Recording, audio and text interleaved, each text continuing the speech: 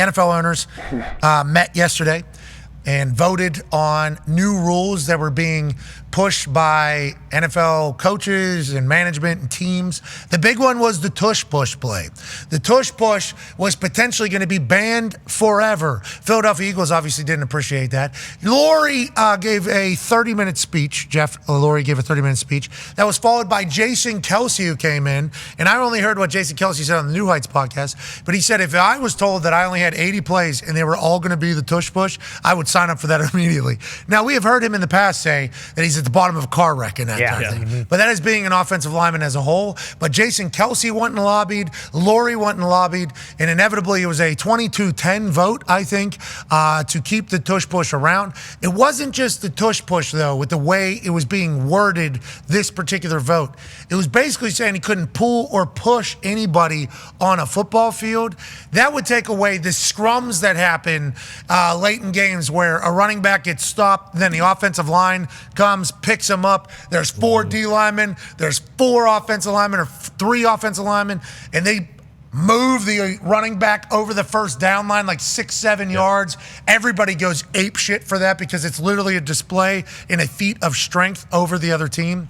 So I think the wording of it potentially eliminates some other plays as well that all football people would be down with.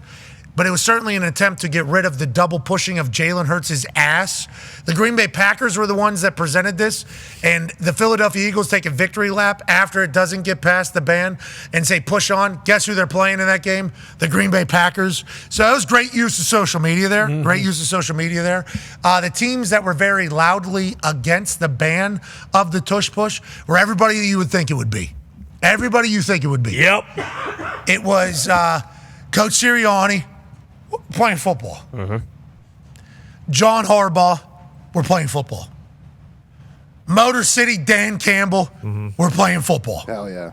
Mike Vrabel, we're playing football. Come on. Aaron Glenn, we're playing football. Basically, every coach that you thought would be, we're trying to take football out of football, was against it, and then some. So the Tush push stays, AJ, and congrats to Philadelphia Eagles.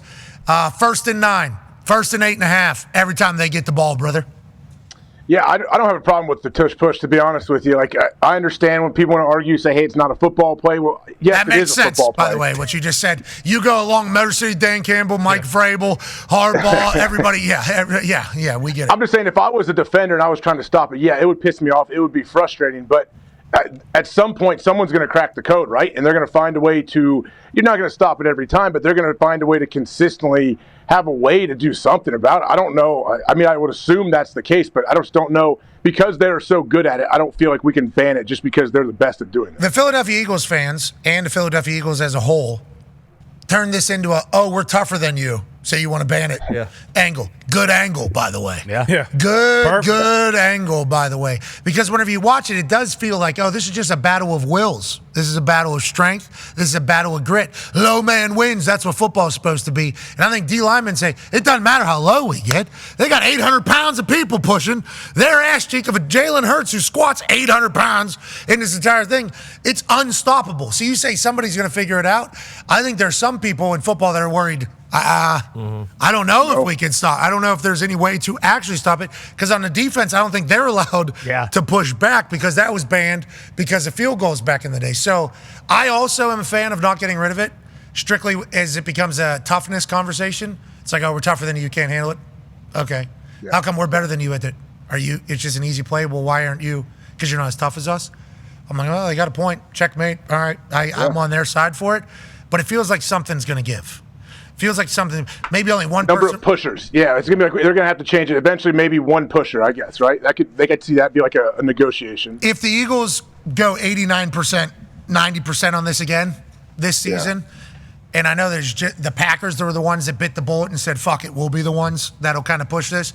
There'll be more people that be like, all right, maybe we do got to make it a competitive fairness thing as opposed to just a health thing, which I think is what they're thinking. Yeah, because, obviously, like the Packers take a bunch of heat for this, and, rightfully so because they're the ones that push forward. But I think a lot of people were saying, like, the league itself, the league office, like they're kind of the ones who want this out of it, and it's just a kind of an easier situation for the Packers to be the ones to do it because they don't have an owner. So it's not like, you know, you can't point fingers at one guy. But also, like, we were under the impression going into this, everyone who was reporting around this was basically saying, like, yeah, this is going to get passed. Like, this is going to be a done deal. And then it doesn't. So I wonder if we're going to be at this same stage next year and they're going to be talking about it again, or if this is kind of just going to float off like into the sunset and we won't really talk about it for at least a few more years. When it was the tush push, when this play on the screen right here is what we were talking about and what the rule was talking about, I think I could have gone either way on whether it was banned or not. But when they changed the wording recently to the situation that you described, you know, where running backs 5-6 yards downfield, he gets held up, but then, you know, 2-3 offensive linemen come in and you push him for a first down. Or there's many times when a guy, the ball carrier, stumbles or whatever, and an offensive lineman or a teammate holds him up and then kind of throws him for 3 yards or something like that. When they changed it to you're not allowed to push or pull anywhere on the field, a teammate or anything like that, anywhere on the field, that's when I really didn't want this to go through.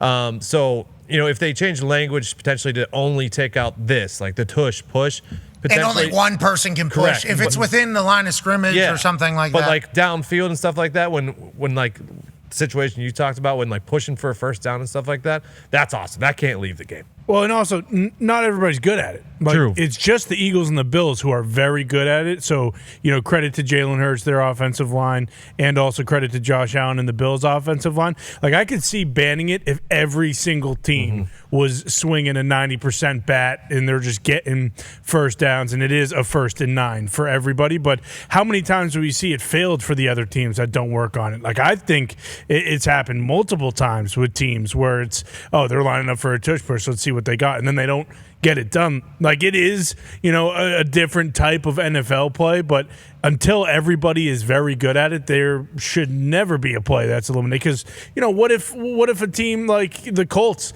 they could come out with a play. We could get good at this. Yeah, absolutely. With Anthony and Daniel Jones both, the Colts could be good. And Steichen obviously has been over there. It's a lot on the offensive line, though, which goes back to, so the Philadelphia Eagles are being punished because they're good at finding and Stoutland's good at coaching offensive linemen, like, and they're tougher than your D linemen. It's like, to your point about once everybody gets good at it, it's probably whenever it becomes a conversation for competitive fairness and all that, yada, yada. It's like that was what happened with kickers.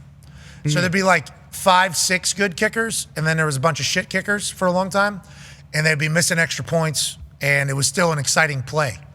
Then kickers got like too good. Kickers got too good, and it was just like routine. This is 20-yard kick. No NFL kicker's going to miss this. This is either getting blocked or it's going in. It's getting blocked 1 out of 1,000 times, and it's going through. So once everybody got good at it, to your point, it became this is not a competitive play. There's nothing in that. Then we need to change it.